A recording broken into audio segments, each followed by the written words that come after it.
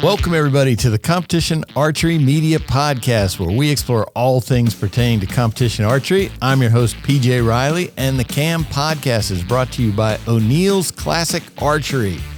With us today, we have Reading Champ 2024, Jimmy Lutz. Jimmy, thanks for being here today. Thank you guys for having me.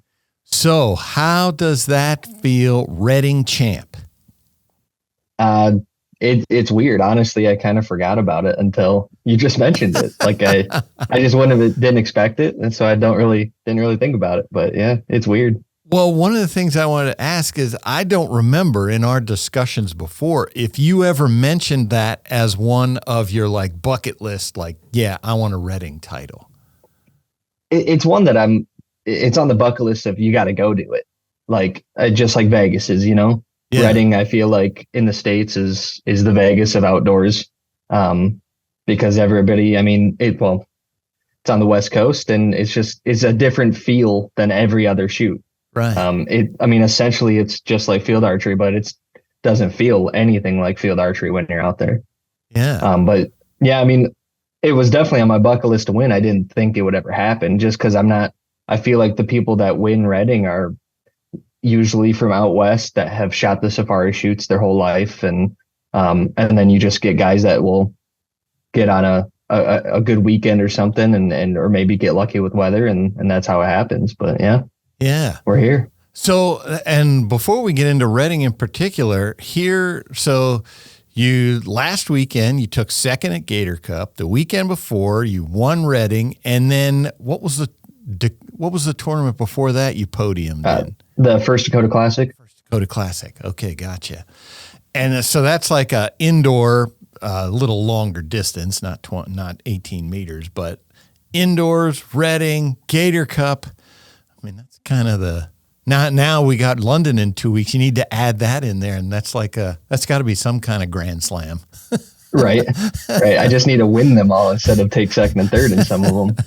But no, I set up that red Matthews title 38 with the white limbs. And I told Danelle right when I got it, I said, it matches the TRX 38 that I won Worlds with. So I'm like, this is the bow. Uh-huh. First trip out was Arizona. I lost to Matthias in a good match, but took third. So I'm 4 for 4 with podiums with it right now. So gotcha. We're just going to keep coasting it until the bow blows up, or I do. I don't know. And so you've been switching that to each of the different disciplines. Yeah, I actually really haven't. I didn't do anything to it for Reading or for FIDA. Okay. Same site and everything. I really just haven't touched it. It shoots those Pro Tours so good. Yeah.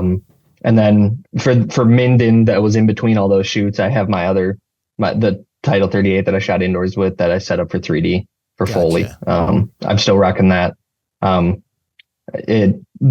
weather in Fort Benning didn't do anything to it. It still pounds. I just got to stop shooting fives and I'll be right there on those. But well, Reading, let's talk about that, because I know especially one day you had an interesting day. But let's start with the first day. Were you one of the guys that shot clean the first day? Nope. So we start on target 5, which is known as the easy side of the course. Okay. And I don't know why. That's just what me and Stefan picked because it's not hard to get on. Nobody signs up on it really. Oh, gotcha. So we had the easy day the first day. We were just cruising. Both of us were shooting good. And 2 years ago, I missed our very last target. I just dropped low on it. So this year, I, of course, walked up to the stake on the very last target, and I'm just like, okay, don't make the same mistake. And I literally did the exact same thing. It was probably the same arrow hole as what I missed last year. But Stefan was clean. I was one down. But when Louis Price came in and he cleaned pretty much the hard part of the day, even though Stefan was tied and I was one down, we feel like we're worse than that, but yeah, the day 2 is pretty much like last year as well. We got the rain on day 2 early. And we really don't have too much hard stuff, just more technical stuff, a lot of uphill stuff on day 2. We're supposed to have some hard stuff. Yeah. We have the bears over the canyon, like second target in. I didn't really worry about that because we weren't out in the rain long enough for it to really matter. As long as I can see the dot, we should have been fine at that point. But we were supposed to end on Bigfoot. But for some reason, I don't know why. Maybe it was a couple groups ahead of us or something. We literally were done 3 to 4 hours after every other group every single day. I heard you were out there like 9 hours that day. It was even on day one too. Oh, even the first day too.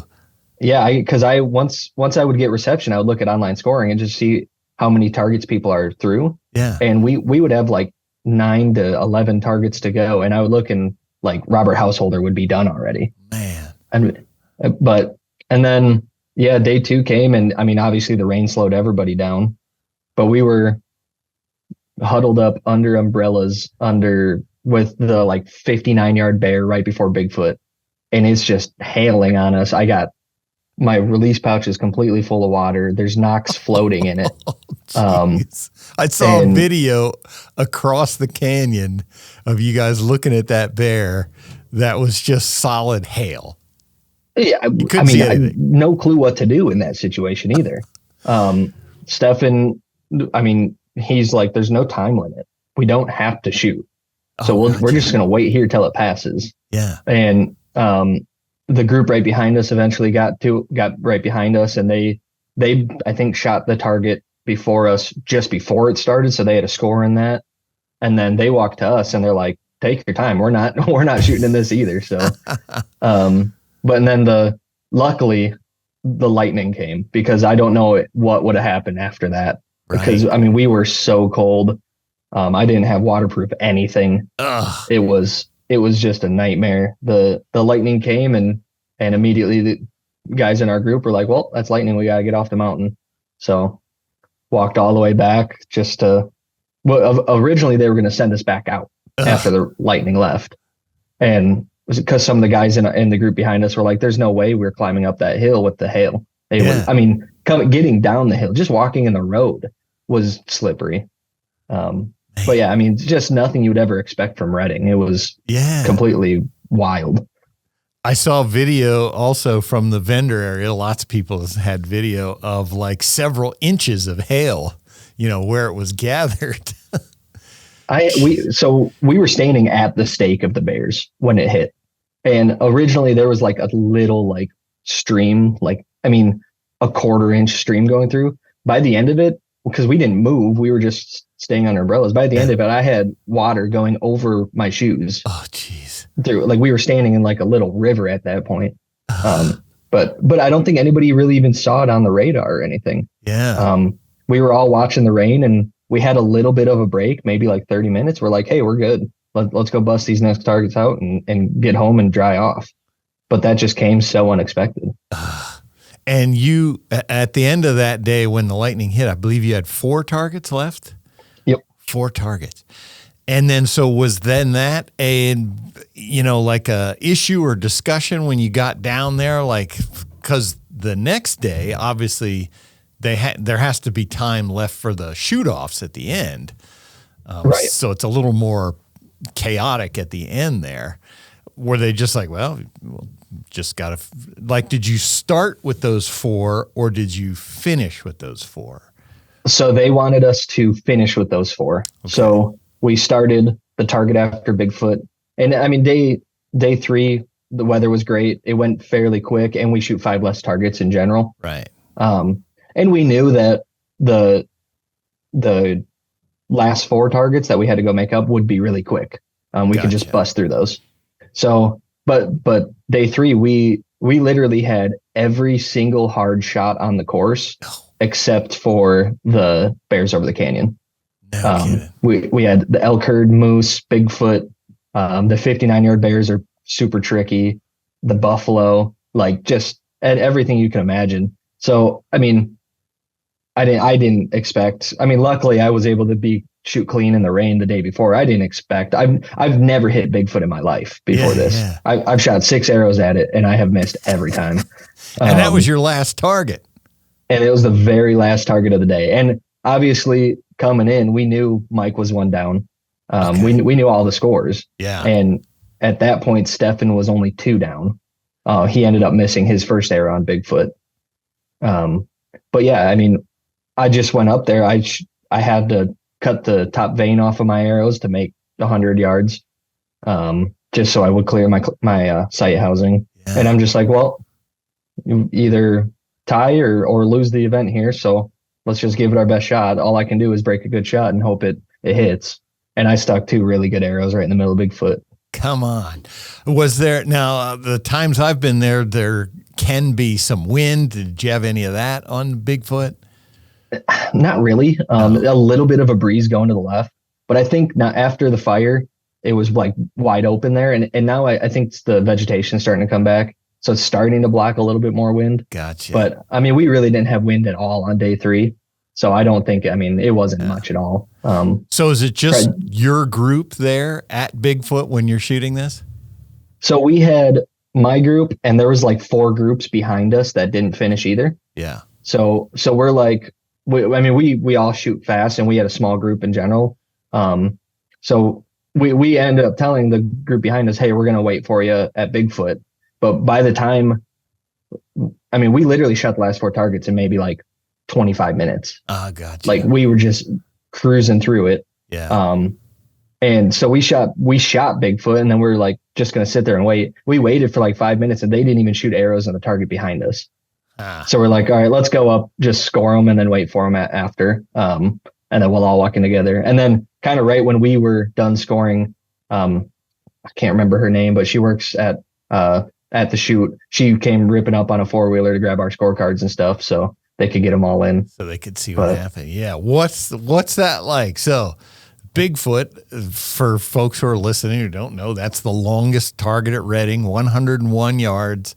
That's your last one. You know you have to clean it to tie Mike Schlosser, and you've never hit it before. I mean, is all that going through your head, or are you blocking all that out? I block most of it out, and I think that's kind of why Redding is so much fun, is because me and Stefan are partners on the team, and the team just brings a whole nother aspect to the game. Pretty much every single target, I sit there and spot Stefan's arrows, and then I go shoot mine. And it takes a lot of the individual pressure off of you. Gotcha. If I know Stefan hits the 22, well, okay, cool. I don't need to stress about this. Let's just go shoot a 22.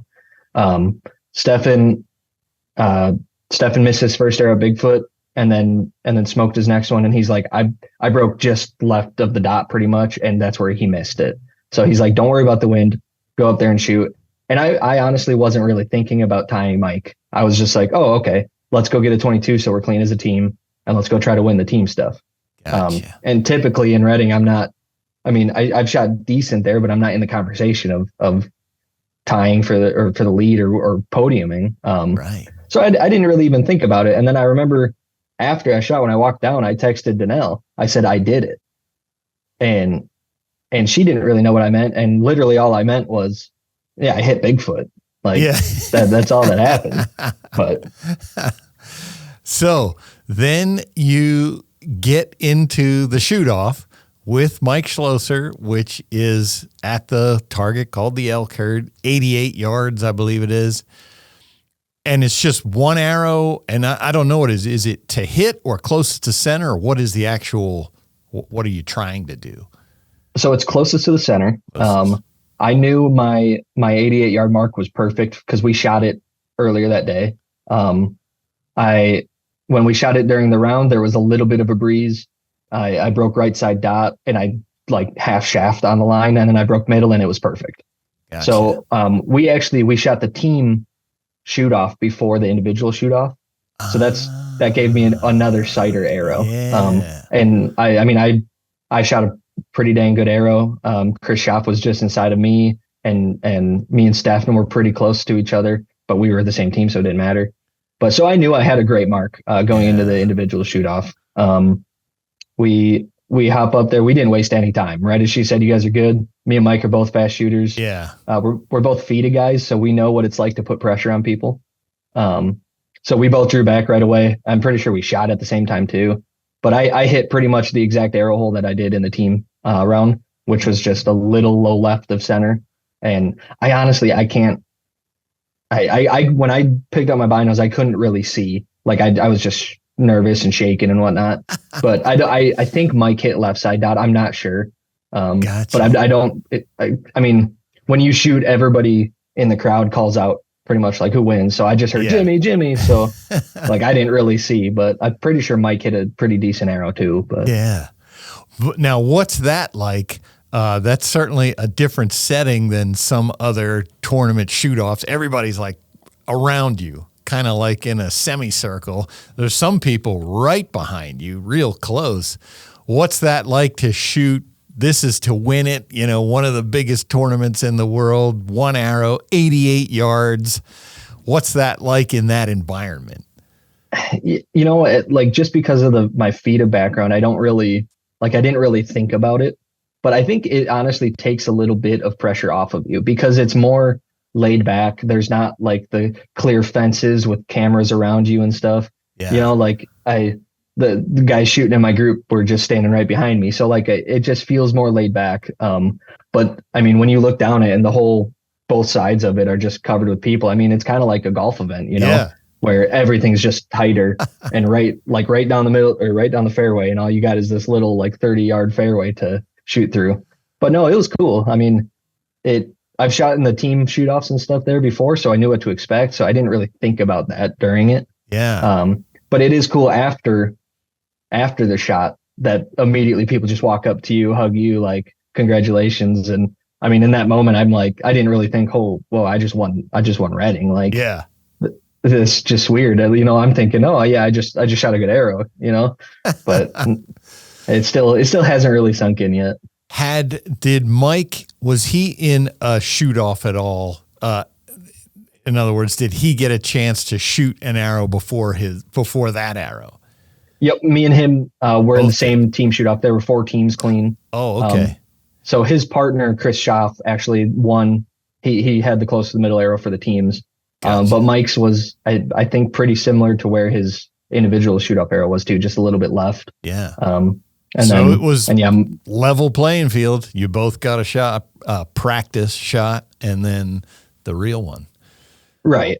Yeah. And I heard that there were some people a little bit upset that we didn't shoot those 4 targets. And I mean, if it was up to me, if there was no lightning, we would have. What are you going to do? Right. And I mean, to be honest, I don't think anybody shooting on that at Reading would have wanted to finish on Bigfoot and would have wanted to shoot all of that hard stuff that day. Yeah, right. Like it wasn't.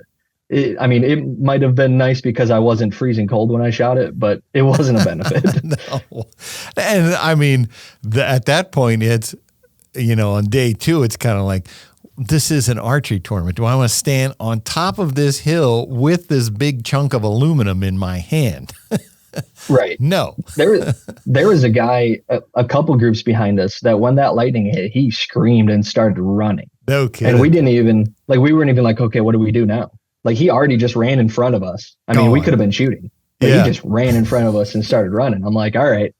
And then I look back and Jeff Button was in the group behind us and he's like the NFA chair of Wisconsin. So I know him and his family quite well. Yeah. And he's like, we got to go. And it's lightning. We can't be up here. So. Gotcha. Yeah. Yeah. That's not a place you would ever want to be on top of those hills out there. There's nothing. Right.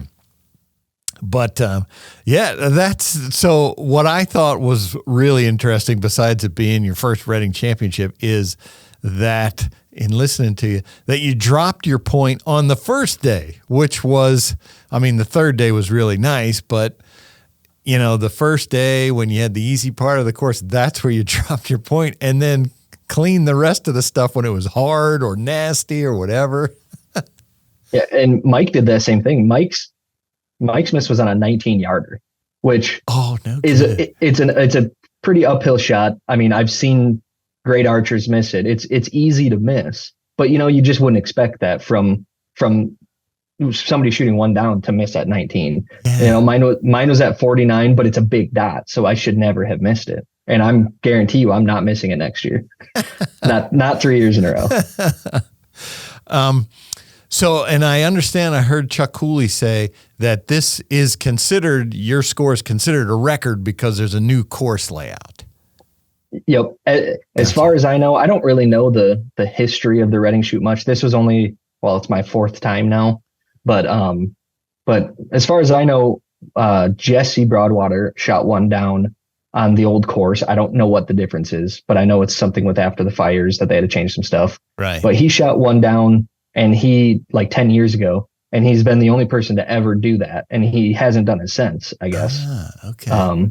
So yeah, me and Mike joined that club. I don't know if the older new course is harder or what, but it's cool to at least for now be a part of a group that only 3 people have ever shot one down at Reading. That's pretty cool. Gotcha. Yeah. I hadn't realized that, but yeah, that would make sense. It's only 3 people, man, one down. And that is, I forget how many arrows. It's 25, 25, 20.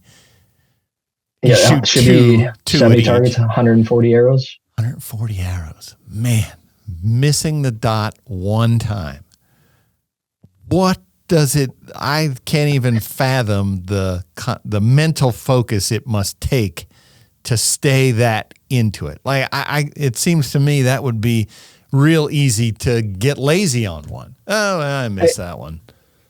And that's exactly what happens. And that's, I mean, especially with when you have like a 15-minute wait before every target. Yeah. You get out of rhythm. I don't know exactly what target Jesse missed when he shot one down, but I know when Bodie won a couple years ago, he missed, one of his misses was like the 4-yarder or something, or 3-yarder. He just put it on the wrong mark. Like that's I feel like what is most difficult about Reading. I mean, I think the elk herd is by far the hardest shot, but that's only 2 arrows, Yeah. 2 down or 3 down or 4 down has won that event a lot.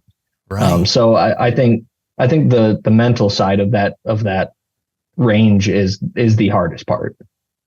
If somebody would have told you before the tournament that you were only going to drop 1, would you have said, yeah, that's about right? Or would you be like, nah, I was thinking I wouldn't do that good?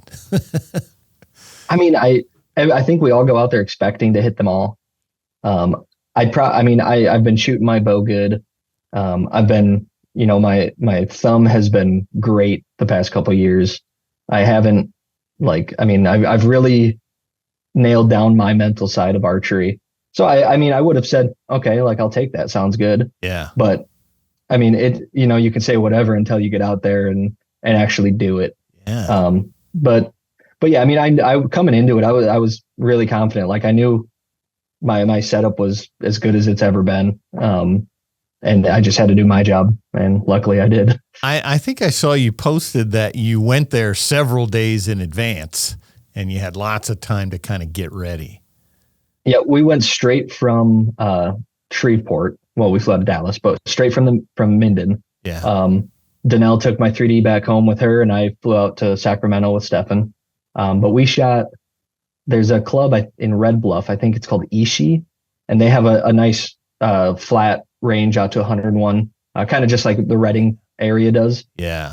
But I don't know. We didn't really even look into if the Reading course was open. We just went to Ishi. We knew $5 a day, and we can go shoot as much as we want. We had like 2 field courses to shoot there as well.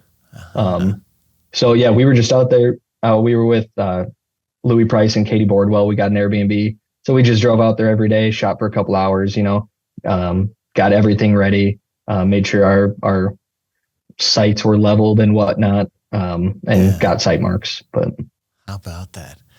So now, is there something in the mix yet that you want to win yet? Field? Do you do that? Do you do like any of the NFA field stuff? Yeah, I won field nationals last year. Okay. It was like my second shoot back with Matthews. But no, really, I mean, I just want to compete at everything. I want to go to everything. This year, I would really like to make the World Cup final, and I had to miss Shanghai because of an ASA. So I leave for Korea in 2 days. Gotcha. Okay. And I haven't touched my bow. Like I'm not changing anything on it. It's just shooting too good. Right. And I want to be competitive at everything I can be. I'm going to every shoot to win it. And I mean, that's pretty much what it is. And I feel like that's the mindset that's been helping me lately. I can't go to a shoot just to have fun or whatnot, that this is my job now. I'm going to represent Matthews and Easton and True Ball, and I'm going to win. Yeah. Yeah. The ASA season, how's that been going for you? Good. The Foley I took third at, Right. which is a good start to the year. Benning, honestly, with that rain and stuff, I was actually leading day one for a little bit. And then I started hitting low because of the rain, and I'm just too ignorant to move my sight. and I think I finished with 11 10s in a row on day one. Oh, gotcha. And then day two, I just couldn't get rolling. Minden, I was the first guy out. I think 36 made it, and I was at 35 up. Oh, because I shot a 5 on my last target of day one. I don't really know why, but no, I've been shooting great at them. I need to either focus a little bit better or just catch a lucky break here and there. But yeah, it's been going good. I think I'm in third for shooter of the year, but Kyle's got a 900 point lead. So who knows? At the Benning shoot, I only shot one arrow in that heavy rain. And I think it was 46 or 47 yards. I know I added 3 just to account for the rain. So right. It was and then, you were shooting a full round. So I'm sure it was heavy rain, light rain. How do you know what to do? I don't know. And for the first half of that round, people in my group were yeah, I'm adding 2 yards, and I was still hitting good behind the pin. Gotcha. I got on, when that rain really started hitting, I got on a really good run. I hit 6 in a row, and then I just started slowly creeping low, and I just couldn't get myself to do anything, especially because when you shoot at uppers, you're always afraid to add yardage. Yeah. How about that? Well, so this has to, you won the world championship, you've won all these tournaments, and now you're adding Reading. It seems to me that has to feel good that you can't really pigeonhole you. You can't really say Jimmy Lutz is this, because you have the record at ASA 66 up for known pro. It's just, how do you process all that? What do you consider yourself? I would say I'm definitely a 3D FIDA guy. 3D FIDA, okay. But I don't know. I fell in love with indoors this year. I shot my bow so good in indoors. When we have these rainy events, I just want to go back indoors and shoot 20 yards. And that's not like me. I would never, ever say that until this year. But just overall, my mental game has changed so much throughout the past couple of years. And I just want to go compete. I just want to go shoot and hit the middle as much as I can. Yeah. But I would probably still consider myself a FIDA guy, just because I love the challenge of the wind and stuff like that. But I'm up for anything. I'll go shoot anything. If somebody makes a new archery event with weird rules, I'll go, whatever. You'll go do it. Yep. So now we were talking off camera. Danelle, your wife, you just had a baby recently, little girl, correct? Yep. And her name is? Talia. Okay. Yep. So Danelle is still, she was at the last 2 ASAs. And so you mentioned she's going to shoot the rest of the ASAs this year. Yep. Yeah. She fell in love with the ASAs kind of when I did last year. We shot all of them. And Matthews is such a big supporter of 3D that we're it was just a good place for us. The Fort Benning Danelle, that was her first event back. She probably shouldn't have shot it because it was so soon after giving birth. Yeah. And she really wasn't able to shoot too much. She really didn't even get clearance to shoot her bow from the doctors until a couple days before we left. Oh, gotcha. But I'm not going to tell her no, that she can't come. And yeah, she didn't shoot great. She shot a lot of 8s, and obviously with the rain there, it was just miserable for everybody. But then Minden, she shot 16 up day one. just absolutely killed it. I fleshed her up some Super Drive 23s, and she's only ever shot skinny arrows before at FIDA, at 3D. Yeah. And she loves them. And then on the second day, I think she was just was kind of second guessing herself on where she was aiming. But she snuck into the shoot off, and I mean, she went for every 14 in the shoot off, so it was pretty fun to see. But no, she's back in form now. She's shooting great. Shooting at home a lot. She drives out to my parents where we got an ASA range, and my mom will babysit while she goes out and shoots the range a couple times. And no, she's been shooting quite a bit, and she's happy to be back. Yeah, because last year with the full season, she had several podiums, made a bunch of shoot downs. I mean, she showed that, hey, she can hang in that game. Yeah, and I mean, we're always working on stuff with 3D. There's you can never be satisfied. Like we're always working on sight picture and what lens we want to use and pins and stuff like that. So there's always something to work on, and she loves it still. So that's good. So now you go to the World Cup that's in Korea. It's next weekend. Next week. I leave in 2 days. I leave on Saturday. Okay. Yep. And then that's usually like 4 or 5 day tournament. So then that's a what's your timing then for getting to London? I think we have like 2 days in between, maybe 3. Okay. And then drive out to London, and then home for 2 days, and then fly to SoCal, and then home for a couple days and fly somewhere else. I just lose track at this point, but you're going to shoot all the USATs this year? Yep. Okay. Yeah. So how do you feel at this point of the season, with your successes and how you've been shooting? How are you feeling right now about your game? I'm feeling as confident as I ever have been with my shooting.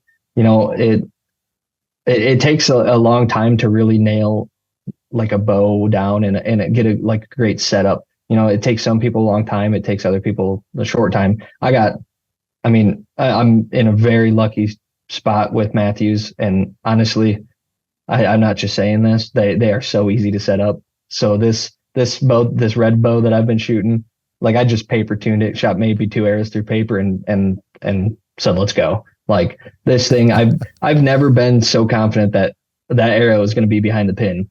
So I just need to make sure I shoot in the right spot. That's all it is. What is it do you think about that bow that's agreeing with you? It was a pretty decent change from the TRX, especially the cams, the way it functions and the rollover and all that.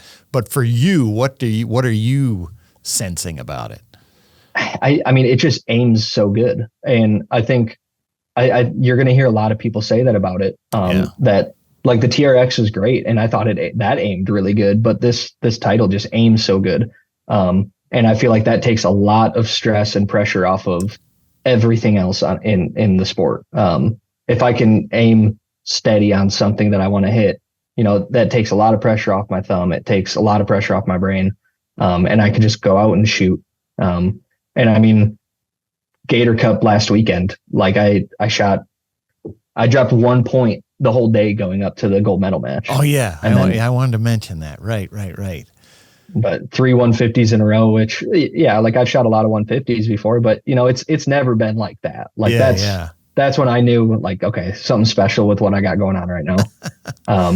And then, the win picked up in the gold medal match, so we don't need to talk about that, but yeah, I did. I was looking through the scores and I was going backwards, and I was like 150, 150, 150. I was like, holy crap, he didn't drop any. And then your first one, 149.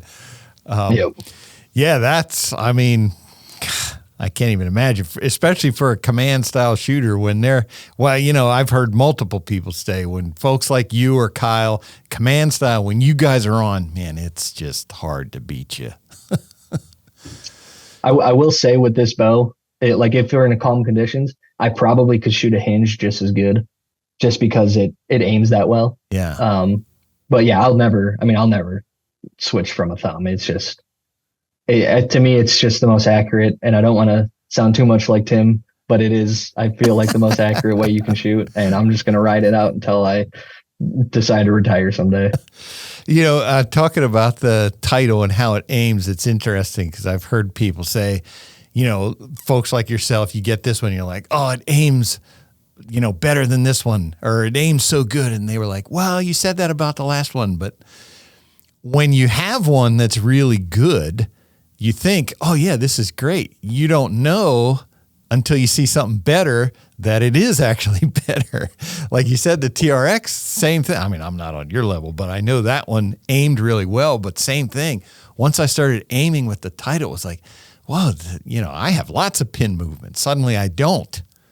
Right. And you can't, it's hard to explain. Like, how am I supposed to tell somebody that it's better than this one, Yeah. Like, all I can say is, yeah, it's better. I'm better. aiming it better, and I don't have that much movement, and it just wants to hit the middle. So yeah. Going back to Reading, one thing I did want to ask you about is, do you think the perfect score is out there? Can somebody do it? Yeah, and I bet you it's going to be weather dependent. That's what I was going to ask. It'll be sometime soon, next year, the year after. Like, I don't know. That's the one weird thing about Reading is there's like 90% of the targets aren't that difficult. Like the average bow hunter can hit the dots. Yeah. It's just some of them are technical, which makes it a little bit harder. But I mean, you'll know within the first couple targets, if your third axis or whatever is good, then you're fine on every target. And it's just, I mean, somebody's going to get that mental part of it completely down and not miss the dumb ones like me and Mike did. Yeah. And no, it'll happen. It'll happen soon, I bet. Have you shot at Reading where you've had 3 decent days? Kind of. The year before, I was 1 down going into day 2. I meant weather-wise. Oh, no. Yeah, that's what maybe my first year there when I shot with Perkins, but I honestly don't remember it that much. I just remember every picture. There was no rain in the pictures, so I don't know. But it's got to happen sometime. I mean, yeah, we got 3 years in a row with not perfect weather. It's got to happen. I was just thinking. I was only there a couple times, and following it always seems like there's at least always one day or half a day where the wind just kicks up and is crazy or something weird like that. But yeah, I guess I know, like Brady Ellison, when he shot his world record, he was like, conditions for it were perfect. It was like just what you want. Yep, and that's pretty much all you're going to need for a clean score there. It's just perfect conditions. Because I mean, there's so many people capable of it now. Yeah. The reaction when you came back after winning Reading, like you said, you weren't thinking, oh yeah, I just won Reading. What was that like? Did it feel like the world championship? Did it feel like that level of victory? I'll be honest. I didn't think that it was that big of a shoot until I started getting messages from a lot of people that weren't there. People that I don't normally talk to and stuff, or just don't message a lot. I was getting messages from a lot of people about like, hey, congrats, man. That's awesome. Yeah. So that's when I'm like, okay, this is actually pretty big. Like, this is it kind of felt like winning worlds, your phone just blows up. There's so many people texting you. So I've shot it the past 4 years or whatever. So I knew it's like a decent size event. But no, I mean, I've heard people say that it's considered one of the majors, like Vegas Internationals, Reading, and then, ASA Classic. FIDA has its majors. But yeah, so I mean, yeah, when it finally kind of sunk in that like this is as big as it seems, like it was pretty cool. Yeah, that's one that I know the archery community pays attention to. That's one, like you said, Vegas, that people check in on. Who won Reading? You always want to know who won Reading. And that's what's interesting, because people around me in Wisconsin, like, they've never shot an orange dot in their life, but they know about it. If they see me at the gas station, like anybody that shoots archery around me, like they know about it, but they've never done it because nobody does it on this side of the country. Exactly. Yeah. I've never been to one where we shot at orange dots. It just doesn't happen. You just don't put those dots on there. Right. I mean, we're still shooting the blue and white 5 spots here. It's a nightmare. Gotcha. Well, Jimmy, was there anything about this victory stretch that you wanted to talk about or what you're looking forward to? You said one of your goals this year is you want to make the World Cup finals. What do you have to do? You have to win one to for sure get in. Right. You can get in with points, but there's only 3 World Cups this year because of the Olympics. Right. And I missed the first one. So I need to pretty much win one. Okay. I mean, if I was able to get a podium at the next 2, then I probably could get in. But yeah, and of course only 2 of the same country can get in. So I'm competing against Chris, Nick, and Sawyer with that as well. Gotcha. Only 2 Americans will be able to get in. Right. But yeah, I mean, and that's just kind of like if it doesn't happen, it doesn't happen. You know, it's during hunting season, whatever. I can go hunting or something. But no, I mean, I just want to keep this going. Like I'm really confident right now. Everything's working as it should. So I'm excited to keep it going, keep working hard at it and just being prepared for every event. Awesome. All right, folks, that is another episode of the Competition Archery Media Podcast. Jimmy Lutz, congrats on Reading and your other successes, and we appreciate your time for being here today. Thank you guys for having me. All right, folks, the Competition Archery Media Podcast, you can find it on all the platforms, wherever you find your favorite podcast. Thanks for being with us today.